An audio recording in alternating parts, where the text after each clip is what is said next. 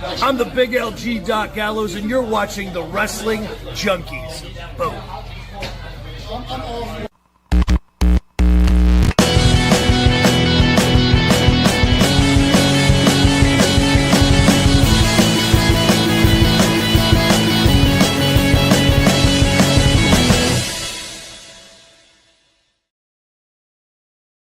What's going on, everybody? Welcome back to the Wrestling Junkies podcast. I'm Mr. Cincinnati. Conspicuous by his absence is the podcast dad. I am giving him the night off because I have a conversation that I've been looking forward to having for quite some time. And podcast dad, he works really hard, so I'm gonna let him have a breather tonight, and I'll do all the heavy lifting here. But first and foremost, thank you to everybody joining me tonight. You can find us on X and TikTok at Junkies Pod. You can like us on Facebook, follow us on Instagram at Wrestling Junkies Pod. But most importantly, do us a huge favor and subscribe to our YouTube channel. We are on the road to 1,000 subscribers, and we just want you to tell one person. If you like what we're doing here at the Wrestling Junkies podcast and all of the fun that we're having, tell your friends and have them join our community, because there is room for everybody at this table. And where would we be without our friends at the Main Event Wrestling Network? You can find them at mainevent_net on all social media platforms. If you like great live podcast blogs, just funny wrestling memes and cool wrestling content all around, this is the group for you. So go ahead and hit that like, share, and subscribe at mainevent_net on all social media platforms. Now, I'm excited to get into my conversation this evening. I'm joined by somebody who lives and breathes professional wrestling, just like we do here at the Wrestling Junkies podcast. You've seen him all over TikTok, sharing his passion for the business. You've heard him on the Wrestle Twins podcast, breaking down the highs and the lows of the industry. And now he's stepping into an entirely new role, and is that of an author. Nathaniel Wright, better known as That Country Nerd, has written one of the most heartfelt tributes to our business in years. His brand new book, Why We Love Pro Wrestling, An Eternal Love Affair with Sports Entertainment, is already making waves and is available right now on Amazon. This book is more than nostalgia. It's more than storytelling. It is a love letter to the wrestlers, the fans, the moments, the magic, and the emotion that have hooked us all along the way. So tonight we're diving into the inspiration behind this book, his journey into content creation, podcasting, and his perspective on the current state of pro wrestling. From AEW to WWE to the explosion of the indie wrestling scene across the country, we are covering all of it. So buckle up and help me welcome Nathaniel Wright, That Country Nerd. Nathaniel, how are you, my friend? Brother, I'm doing great. Thank you so much for your kind words. So excited to be here. I've been looking forward to this for a while now. I got goosebumps on both arms, brother. The pleasure is all mine, and I love to see that you are excited about being on our show, and the excitement that you have for pro wrestling in general is going to inform so much of this conversation here. So let's just kind of start from the beginning. What was the moment that you knew that you had to write this book? I was actually, I've been struggling to write this book for almost a year. I've been in love with pro wrestling, but I never had a voice. And then March this year is when I started doing my TikToks and started finding a rhythm, enjoying that, and it's growing quicker than I thought it would. And I was just like, you know what? Now's the time. I've been looking at this outline for a year. Let's just start putting pen to paper, or let's face it, it's 2025. Let's start typing this out. And, it's short and sweet, but it was everything that I felt what makes pro wrestling great from a fan's perspective. I really wanted to write a love letter to the business from the fans' perspective. Why do we love this business so much? And what makes it so special to those? Like, it's captivating. It's honestly, to me, the greatest art form ever used to tell a story. So I said, why not just put pen to paper and see what we can make out of it? And I absolutely love that, because anybody that knows me has known I love this industry, and I've used a lot of those same words when people ask me why I like it and kind of what is it about pro wrestling that I've been so drawn to for almost 2/3 of my life at this point. So I love hearing that's the inspiration behind it. Now let me ask you this: who is your target audience for this book? Is these longtime fans, newer fans, lapsed fans that you hope come back? What's the audience looking like? I'll be honest with you, man. For me, it's anybody who's ever cared about professional wrestling, whether it be your casual fans that love their Roman Reigns and Jey Usos more than anything, or your hardcore guys that love the Nick Gages and everything else. Like, for it's like pro wrestling itself to me. There's a target for everybody, right? Some people like the crispy clean WWE style with not a lot of blood, not a lot of over the top gore. That's cool. But some people, like my friend Cakeface Carly or whatever, they prefer the death matches and the hardcore light tubes and everything else. So the core audience for me is anybody that's ever sat there and watched a wrestling match and felt it. You know, the match I always go to when I'm thinking about reasons why I love pro wrestling is Cactus Jack versus Triple H at Royal Rumble 2000. To me, that's the greatest wrestling match ever. Mick Foley is my favorite ever. And I think about the way I felt at 9 years old, 8 years old, watching that match for the very first time, how the story was told so beautifully that I didn't care who won. Right? Yeah. It's just such a beautiful way to watch pro wrestling. And I thought about it when thinking about like a target audience. It's like for anybody that's ever felt something while watching wrestling, right? Like people, the way they felt when Old Yeller died or all these big things in movies. I think about the way I felt when Ric Flair retired against Shawn Michaels, against Shawn Michaels, and I literally cried, or how I was sitting in the arena when Sting had his last match, and how people around me and my wife, who is not a wrestling fan, had tears in her eyes because of the monumental happenings in the arena. So anybody that's ever felt anything about pro wrestling, this is the book for you, because it's just got, not to hype myself up to anything, but it's got all the passion that I've ever had for pro wrestling poured out onto these 88 pages. What was the hardest chapter or hardest topic to write about? And it's going to sound crazy, is the introduction. The introduction, because it has to do with a memory with my dad. My dad passed away at 42 from cancer. I was 20 years old, but it was hard to write because I remembered this so vividly. The first time he ever took me to see live pro wrestling in Burlington, North Carolina at an armory. And I just remembered how I felt, how I'm 34 now, and I still remember exactly how I felt at 7 years old. And my dad, who could have cared less about wrestling, still took me to make sure I had a good time. And like, that was a really hard memory to bring up, because it's like, you know, you're remembering somebody you loved and you looked up to so passionately, and now they're gone. So it was a happy way to write, but it was also a hard thing to write, because it's like, man, it's hard. But also another hard thing to write was where we were talking about diversity and inclusion in pro wrestling. As you guys can tell, you know, I'm a straight white guy. What do I know about the struggles of minorities or LGBTQ people? But I know that pro wrestling has a niche and has a welcoming for everybody, for everything. You see people like Nyla Rose, the New Day, Ron Simmons have made huge headwaves for people that weren't just white men. So, I mean, that was also hard to write, to look into another perspective. But I'm so grateful we have characters like that can break through those barriers. Now, you've talked a little bit about, you know, finding your voice over the last 8 or 9 months or so, you know, working to, you know, improve on TikTok and continuing to grow there, as well as Wrestle Twins podcast. How would you say that the, you know, that video content has inspired your writing style? I'll be honest with you. It's helped me find my voice. To say it in the sense that up until a year ago, I didn't think anybody would care what I had to say. And now we're getting close to 100 followers on Wrestle Twins on YouTube. Almost just over 1,700 just a couple of days ago on TikTok. And I'm just like, I have a voice.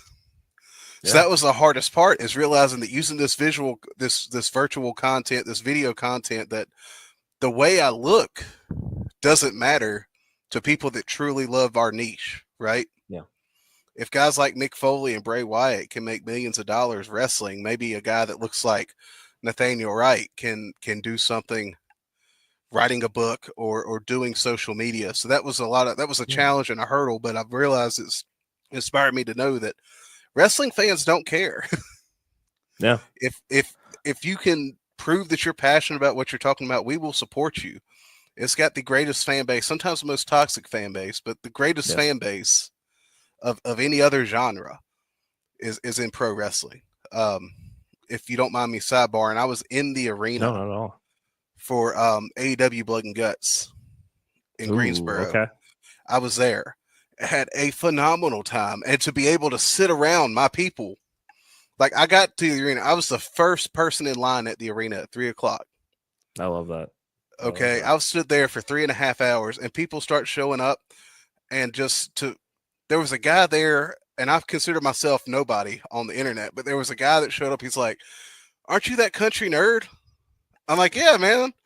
The fact that this random guy wants to take a picture with me, and I'm just like inspired by that, then get in the arena and just being around everybody who's in that room, I was pulling for Powerhouse Hobbs. Okay. Fight me in the comments on your channel if you want to. I was pulling for Hobbs. We love big beefy boys slapping man meat over here. And just to hear the people around me, like we were picking back and forth, like, "Oh, you suck, big guy." I'm like, I know, but I'm still going to pull for him anyway. Like the passion in wrestling fans is what makes wrestling so great. So, and through, those personal experiences through social media and everything, that's what inspired this. That's what's made this so special. Is to be able to pour my blood, sweat, and tears, figuratively, into something that I hope any wrestling fan could pick up and enjoy. Yeah, and I mean, certainly for us, it will never not be cool. It's one thing to use social media to create content and put yourself out there as somebody that likes to talk and is knowledgeable about pro wrestling, and getting to meet the community that you do from all over the world, and not only getting to have those online friends that you can interact with and share each other's stuff and get to know and build those rapports, but then when that also translates into going to shows and people recognize you for just having fun and doing what you're doing, because we've had that happen ourselves at shows before as well, that it will like you said, it will never not be cool, because here we are just doing what we enjoy and hoping that at least one or two people will like it or comment on it or share it. I mean, I don't want to speak for you, but with us, we certainly we don't necessarily have a plan or ambitions. We just want to put our content out there, as far as hoping that people comment on it, hope that they want to start a dialogue, because it's like you said, it's the coolest business in the world. Like there's no reason to not want to find more people to interact with and spend time with. Like you said, there's a lot of great about the IWC, and there's a lot of bullshit that comes with it too. Yeah. If I can make one person smile from a video, I feel like I've done my job. Like if I can do a TikTok and one person says this made my day, or one person says I was having a bad day, but you made me smile or you made me laugh, that's what makes it that's what makes it clicks for me. That's what gets me every time. I just can't help but keep going for that. Just one person, right? So I have no ambitions. Like I pick and joke. I would love to see Wrestle Twins take off, or I'd love to see this book or my TikTok take off and be a full-time gig. But more so than anything, I guess we don't want to say too much good about him, but Vince McMahon used to say we put smile on faces, and that's what I want to do. I want to put a smile on somebody's face, or inspire somebody that thinks that maybe they don't have a reason to have a voice. Well, dude, if I can do it, anybody can do it. I am a Southern accented, goofy looking country guy from the middle of North Carolina. If I can do it, anybody can do it. Well, I mean, I love the positivity. I love the energy, and let's shift gears here a little bit, because it's been a monumental 2025 for pro wrestling as a whole. So I want to get your thoughts on kind of this modern renaissance that we're in the middle of right now. WWE, AEW, New Japan, TNA, everybody's thriving in different ways, and just give me some of your thoughts on what we have seen in 2025 alone right now. I feel like this is one of the best and worst years in pro wrestling ever. The best in like the content just keeps getting better every single month. We were just talking about being in Blood and Guts. Just to see the women's Blood and Guts match, which I thought was the match of the night, and just to see how far they would go. That spot with Marina Shafir, I'm going to say, so my accent gets me screwed up on names, okay?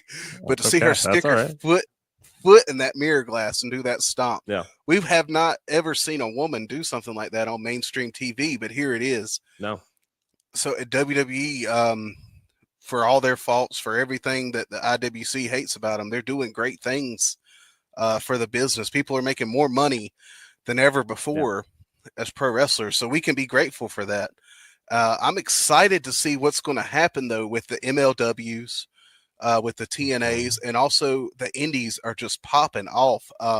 Here in North Carolina, we have AML Wrestling, and I love going to their shows because they put on some of the best wrestling I have ever seen. I would put any of their shows against WrestleMania, honestly. Okay. They got guys like Bojack and Black Mike that are just incredible workers that just keep pushing out great matches. And just to see everything that they do is great. I'm just more excited to see what these smaller companies do, because AEW is getting there. AEW is having the best year they've had since probably 2021, 2022. So they're putting up some great content, some great creative. I'm really excited to see what happened. Like behind the curtain, Swerve Strickland is probably my favorite pro wrestler in the world right now. So I can't wait to see him come back and see how this goes in with this title reign with Hangman. But also, like, again, to talk about the Evil Empire, WWE, man, this John Cena's last match, it started off a little rocky, but this whole ending here in less than a month, I'm not emotionally ready for this, brother. No, I agree. Yeah. It's, especially with, we saw the first 6 months of kind of how this went with the heel turn, and, there's plenty of things that could have and should have been, done differently in order to better effectuate it. But they have pulled the nose up over this last couple of months, getting the match with AJ and, getting to work with Randy and Punk. And, for any Brock Lesnar fans out there, we got one more match with them. I mean, I know there's probably a handful of people that wanted him, even though I'm not one of them. But to see the dedication to, I want to make sure that not just my last match is giving younger talent an opportunity to be in the ring with me for my last match, but the entire Saturday night's main event card is going to be an exhibition so that everybody gets an opportunity to step up and have a chance at being on that card. You can't write a better story than that. No. I was so vehemently when this first got announced, it's like, why would he not end his career at WrestleMania? And then the more I sat on it, the more I thought on it, like, this actually elevates everything leading up to Saturday night's main event. Yeah. And then to see, like, just a couple weeks ago with the whole thing with Dom Mysterio to get his IC title, I thought that was amazing. That was everything we need from this last title reign. Yes. Is John Cena just pulling out all the stops and just saying, hey, I'm still the old vet. I still got all the tricks too. And it was just fun to see him rub shoulders with Dom Mysterio, and gave Dom a lot. Yeah. Like he's given Dom more than I feel like a lot of veterans would, which is what John Cena does. So that's something I'm excited about. And again, it's hard to put anything on everything.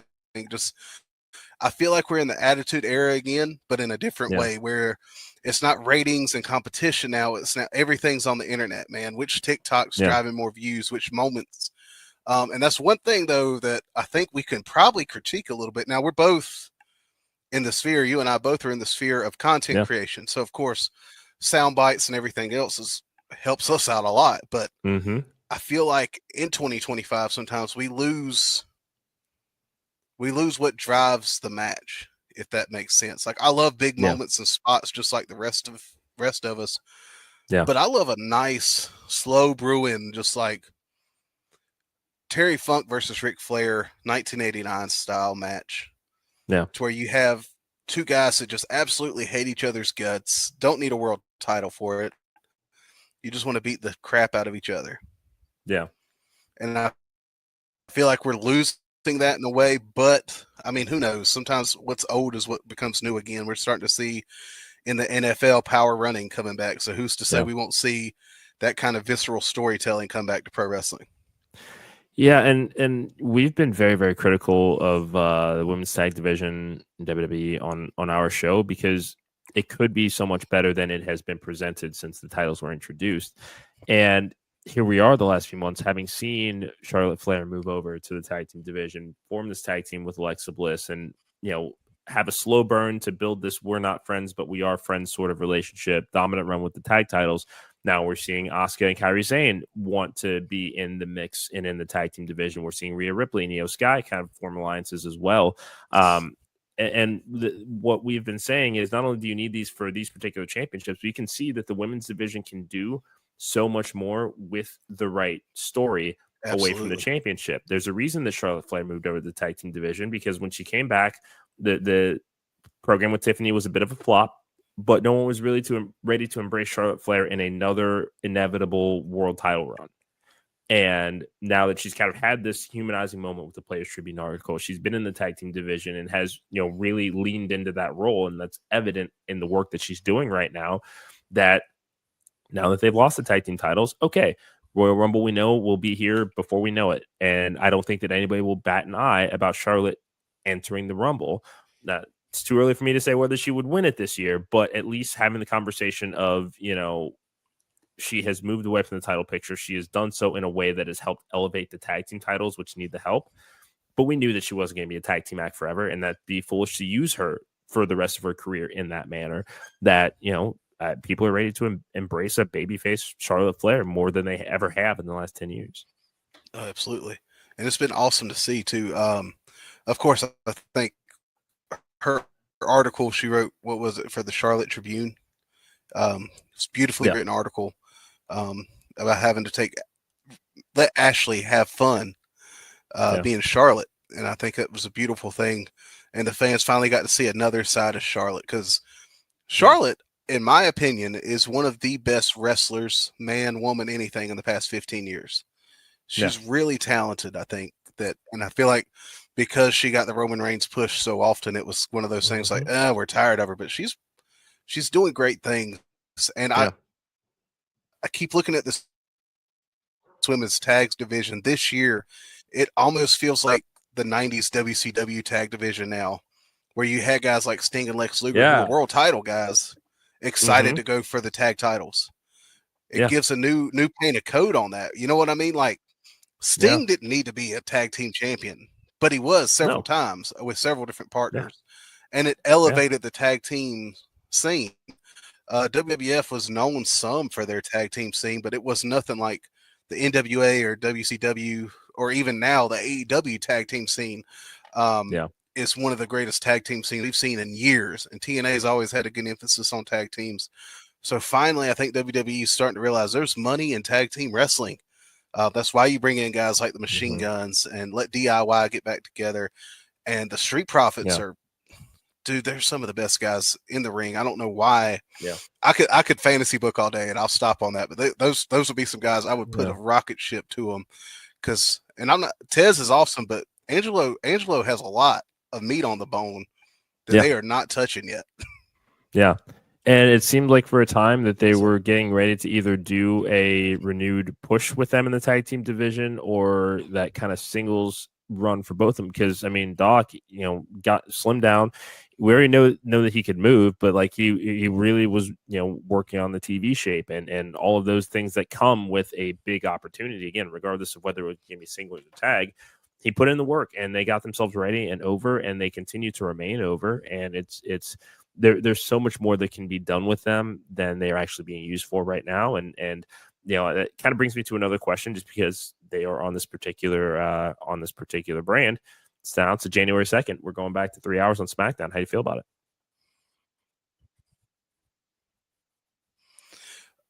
I'm not crazy about any 3-hour wrestling show unless it's a pay-per-view, because I feel like you just run into, I know this is like an extreme comparison. Do you remember WrestleMania 35?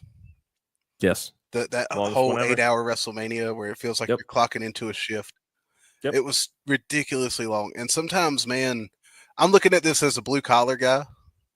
I've clocked out of work, and I drove all the way to the venue, and now I've got to put in another 3 hours. And yes, I love wrestling, and I could watch wrestling all day and have a blast. But you're putting a lot on your face sometimes. But also, I think they realize that the money is, again, in streaming, right? Mm-hmm. They know that 90% of people probably aren't going to watch all of the show, but they're going to go back on Hulu or whatever app they're using now to rewatch shows. Then they're going to get the money on the watch time either way. It's cool because it gives TV opportunity to more people if done correctly, right? because Sure. you can do a 3-hour show and make it wonderful throughout, but I feel like that short, concise 2 hour tight window really Yeah. makes it hone in. It makes people hone in on your show a little bit more. You get to 3 and it's like gets kind of bulky. There's been very few 3-hour like Raws and SmackDowns over the past few years that you really felt like, yeah, this needed to be 3 hours. You know, Yeah. there's always been some fat that could be trimmed, but also there's enough guys on either roster that you could have certain people not show up every week, and it makes them more special, gives them a little bit of a break, and let some of your lower guys get elevated. Yeah. I'm a big fan of Trevor Lee, Cameron Grimes. Oh yeah. I hate that he got let go, but I think that's somebody that could have benefited from a 3-hour SmackDown or 3-hour Raw because it gets him on Yes. there. But Yeah. for whatever reason, they didn't see the value in it. It's good TV time for everybody. I'm talking in circles. I apologize. It's good TV time, Again. but I think we could do it a different way and still get everybody on the show. The major leagues, AEW and WWE, are both kind of bloated right now, so we'll probably see in a couple years a bunch of releases and be like, oh man, but then you're like, the indies are thriving and all these smaller companies are thriving. They're going to get a paycheck somewhere.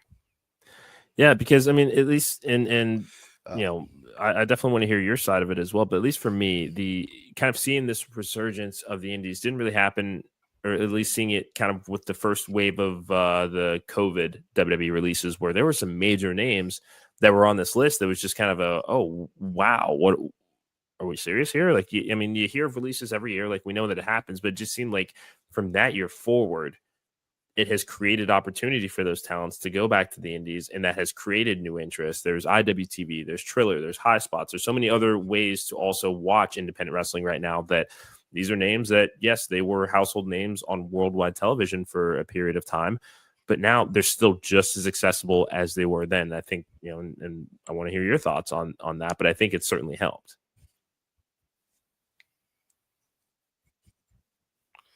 Oh yeah, man. I think about guys like Cedric Alexander, right? Who was one of the most exciting guys on TV, but not like given a certain spot. You put Cedric Alexander on any independent card, first off, he's a big guy, but he's not going to look like a big guy beside a Roman Reigns. But you put him on the indies against somebody that's maybe 180 pounds, he looks massive. Actually, the first time I got to see Cedric live was at a 2016 show with less than 100 people in Asheboro, North Carolina.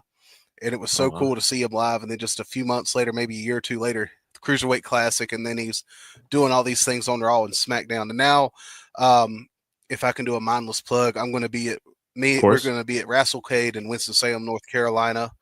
One of the biggest promotions in the Southeast, one of the biggest conventions in the Southeast. Come by and say, hey, you don't have to buy a shirt or a book. You can just say hello and we'd be happy to see you. Anyway, he's going to be there, and like just seeing him wrestle live again and seeing him in person again is going to be exciting. It's exciting to see that just because you get released, it's not the end of the world now, right? Correct. Because now there's so many options, and that's the beautiful thing. When WWE and AEW are doing well, everybody beneath them is going to do well too.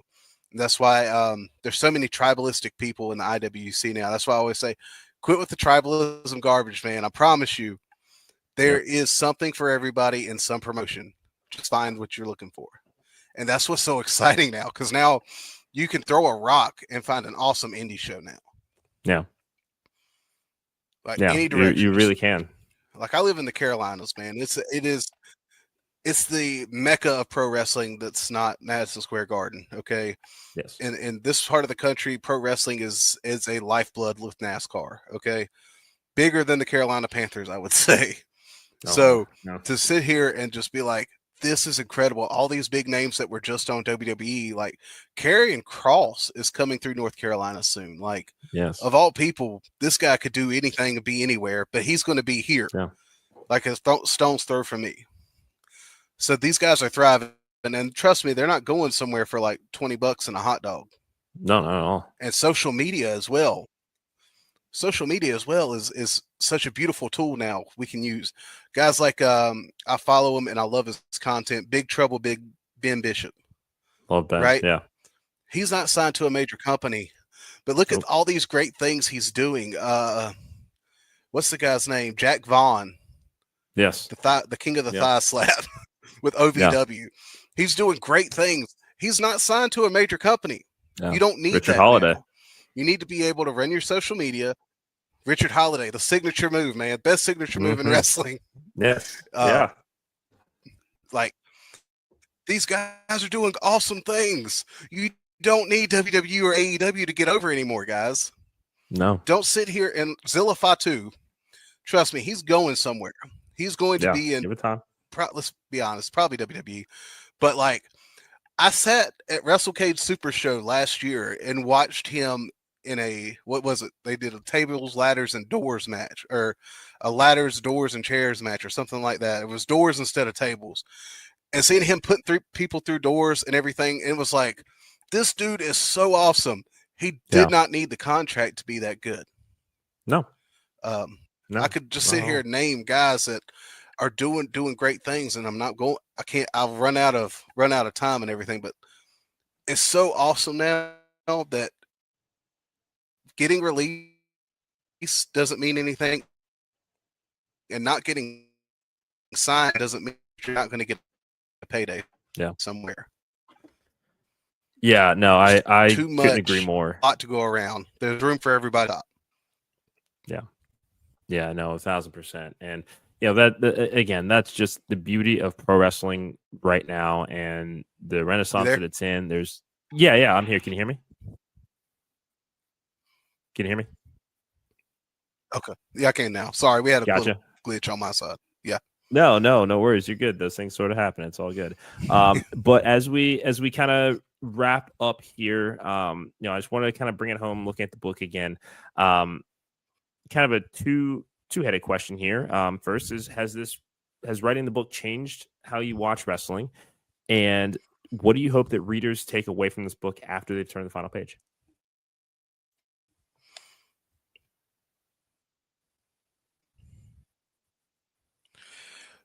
It hasn't changed how I watch wrestling at all. I'm still the 7-year-old kid sitting beside his dad watching Lodi versus the Phantom in the main event at the Burlington National Guard Armory. I say it in the introductory.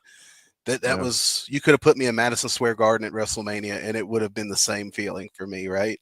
I still watch it with that childlike look. I'm a 90s kid, and that nostalgia just hasn't left me yet. Sure. I still have the same energy of going into Walmart with my kid who's 7. And the first thing we do is go look at toys. Let's see what wrestlers are out this week.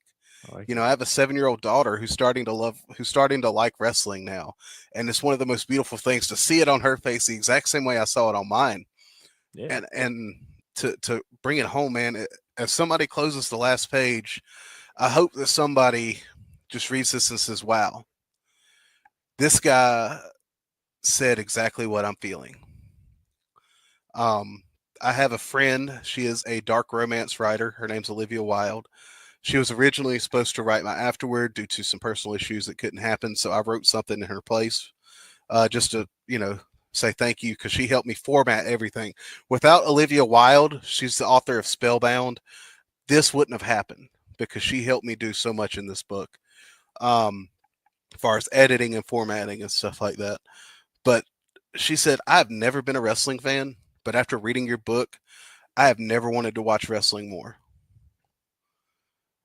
Wow. And that was something that meant the world to me, because that's what I want to see. I want somebody that hasn't really understood wrestling or understood why we love wrestling. I want that person to pick up this book and say, you know what? I kind of want to see what it's all about now. Yeah. Whether it's going, and I always recommend going live, man, because TV is fun. You get the commentary and everything, but there is nothing like sitting in a venue, whether it be a bingo hall or a football stadium, and feeling the energy of the person next to you. Yeah. I have made some lifelong friends just from going to wrestling shows. I've made friends from talking about wrestling that I'm going to be friends with till the day I die. My twin, my co-host, Joe, we met and became friends over Pokemon Go. And then when we found out about, we both love pro wrestling, it was a lot. We're never going anywhere. We're stuck at the hip now. So love it. I love that. So I guess that's what a long way to glean it, man. I want somebody to read this book and say, you know what? I haven't given it a shot recently. Let's try it again. Because I've heard it a lot when I'm promoting this.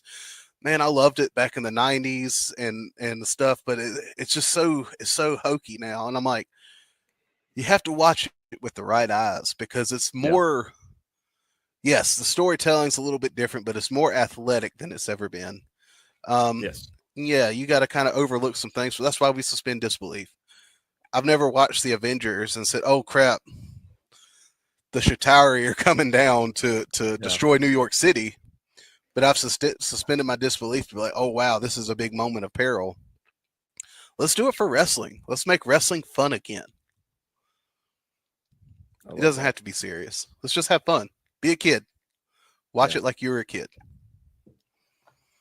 I mean, I can't think of a better way to close our conversation because I know that I'm still that kid at heart, and I hope that everybody that enjoys our shows have the same thought. So, Nathaniel, thank you so much for joining me. This has been an absolute pleasure to have you on. Before we wrap up here, tell everybody where they can find you on social media and figure out what's going on in your life. Absolutely. Of course, you can find me on TikTok as That Country Nerd. You can find me on YouTube and Spotify every week with the Wrestle Twins podcast. If I could, I got 2 Instagrams to plug. One is for the Wrestle Twins podcast, and the other one is for me, Nathaniel Wright, author. I am currently working on my first horror novel, and definitely my first foray into horror. So if anybody's interested in horror and Christian extremist cults, look me up. Hopefully next year this will be getting released. I'm hoping to work with my friend Olivia Wilde to get it released into her publishing company. So yeah, so those are the most basic ways. Just reach out and say hi. I'm nobody. Okay, I'm going to close with this if you don't mind me saying this, because I have this bad habit of saying I'm not special. So anybody watching this, I've had to teach myself this, and I don't mean to take the floor, but find something that makes you happy and enjoy it. I have a terrible habit of saying I'm nobody important, but at the end of the day, I have to look at myself in the mirror and say I am my star player. So anybody watching this, we talk about mental health a lot on the Wrestle Twins podcast. So I love it. If you're struggling, if you're hurting, if you're having troubles finding joy, I need you to look in the mirror and say, I've got to take care of me. Do that, and I promise you your outlook on life will change. I love that. I love that. And those are all my socials, and that's my motto in life. Wonderful. Well, Nathaniel, thank you so much for joining me. I have a really good feeling this is not the last time that you're going to be on the Wrestling Junkies podcast. So I can't wait for round 2. Absolutely. I thank you so much. And hey, who knows? Maybe we can do some work together coming around in the future. I'm already looking forward to it. I can't wait. And I'll see you at ringside, my brother. I love that. That's going to do it for us tonight. Thank you so much to Nathaniel for joining me. Thank you to everybody watching tonight. As always, you can find us on X and TikTok at Junkies Pod. Like us on Facebook. Follow us on Instagram at Wrestling Junkies Pod. But please subscribe to our YouTube channel. We're on that road to 1,000 subscribers. We need your help to get there. So that is going to do it for us this week. We'll be back Monday with a brand new slate of episodes, including our Progress Wrestling Chapter 187 preview. Thank you so much for Nathaniel Wright. And Nathaniel, hang on for a second after the outro plays. But for Nathaniel Wright, I am Mr. Cincinnati, and until Monday, enjoy the graps.